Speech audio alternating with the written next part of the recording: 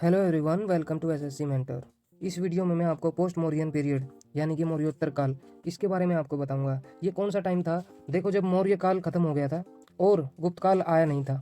इसके बीच का जो टाइम था उसको मौर्योत्तर काल कहते हैं। जैसा कि हम पहले भी जानते हैं कि मौर्य काल में कौन था सबसे लास्ट रूलर? वृद्धरथ। इसकी हत्या कर दी किसने? पुष्यमित्र शुंग ने, और शुंग वंश की स्थापना कर दी। इसी ने इसकी नींव रखी थी और कहा जाता है कि ये ब्राह्मणवादी वंश था। एमपी में जो विदिशा नाम की जगह है उसको अपनी राजधानी बनाया। और शुंग वंश का लास्ट जो रूलर हुआ उसका नाम था देवभूति। भागवत धर्म का उदय शुंग वंश में ही हुआ और विष्णु की उपासना भी स्टार्ट हुई थी।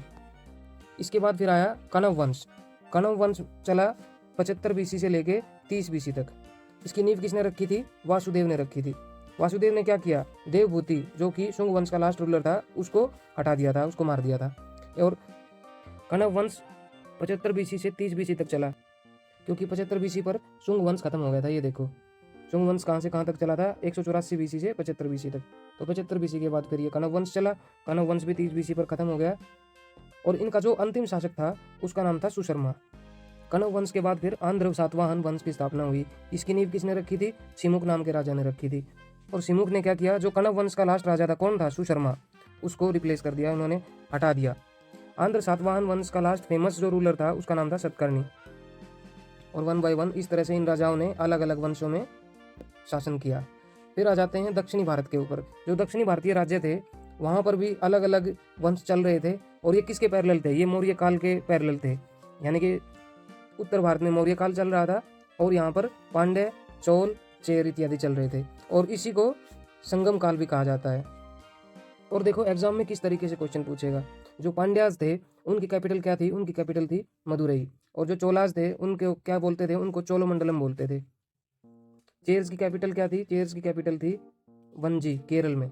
ठीक है। जो पांड्याज थे वो किसके साथ बिजनेस करते थे? रोम के साथ। ऐसा माना जाता है कि जो पांड्याज थे वहाँ पर जो हेड ऑफ द स्टेट यानी कि वहाँ पर जो शासन था वहाँ महिलाओं का शासन था।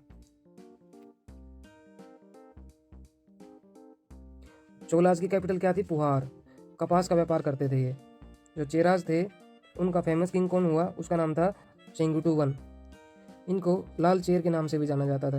वो चोलाज के साथ लगभग 150 साल तक संघर्ष करते रहे।